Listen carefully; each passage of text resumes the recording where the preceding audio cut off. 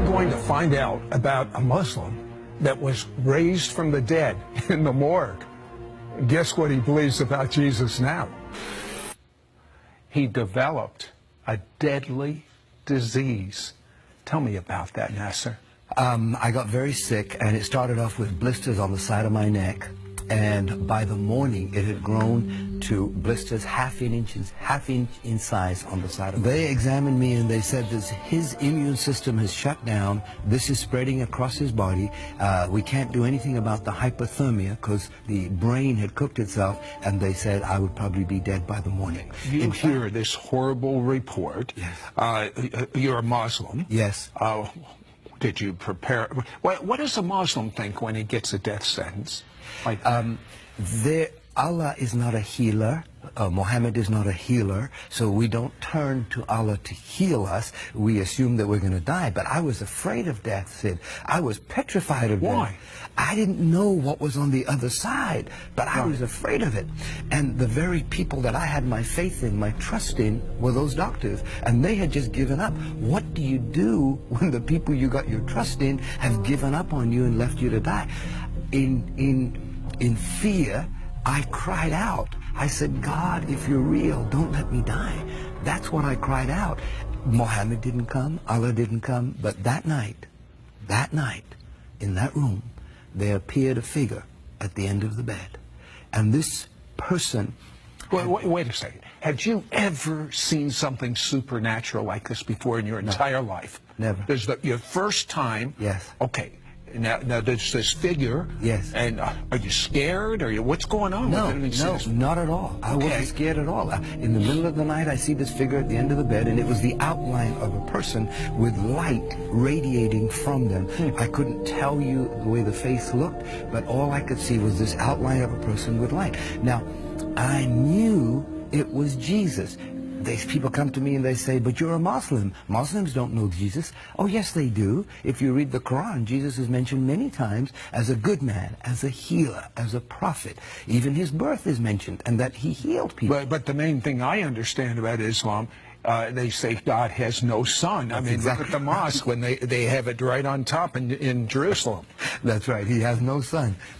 Well, this person that appeared said two things.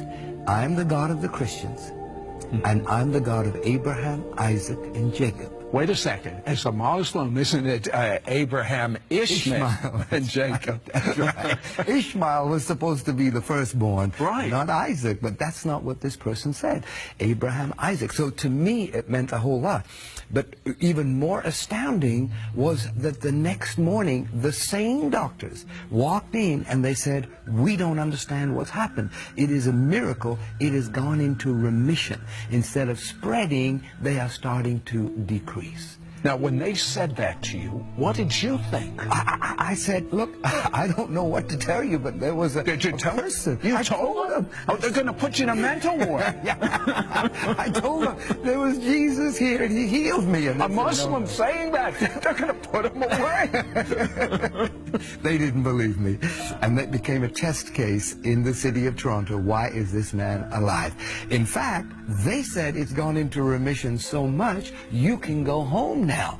And I said, no, I don't want to go home. That was my security. That little room was my security. You wanted that man to come back? Yes, absolutely.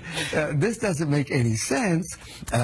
Is this Jesus that appeared in my room, is he a prophet, the way the Muslims had taught me all my life? Or is he the Son of God? What did you do about that? I had that burning question. Is Jesus really the Son of God? And I got home that day, the day I was released from the hospital. The next morning, I wake up at 6 o'clock. I don't know why I woke up at 6, turned on the television. There were two men, just like here, talking about that very question. And on the screen, it says, is Jesus the Son of God? My goodness. Coincidence? I don't think so. That was the very question that was in my heart. And they're talking back and forth. And they were talking about how God sent his Son to die on the cross for our sins because of his love for us. Now, as a Muslim, what did this mean to you? It's so strange. Well, as a Muslim, I was taught all my life that to know that you're going to heaven, your good works have to exceed your bad works. And it's only through works. The only exception of that in Islam is called jihad. Jihad is when you die for your cause. You die for your God. And here I'm hearing these two men talk about not dying for your God, but your God dying for you. I'd never experienced that kind of love in my life. And I said, could this be true? Could it be true that God, the Father, sent Jesus, the Son, to pay the price for my sins, for everything that I've done wrong? This was all new to me, but it was exciting. And these men were talking back and forth that yes, Jesus is the Son of God, and yes, it is documented that he walked the earth, and it is documented that he healed, and it is documented that he died on the cross and paid the price for the sins of all men. So what happened with this horrific disease that you had? Well, that day when that program finished, I got on my knees. They led me in a prayer. I asked Jesus to be the Lord of my life. I found a photograph of the way I used to look, and I started praying to this Jesus. Can you make me look like this again? I had looked 75 years old. My whole face is aged.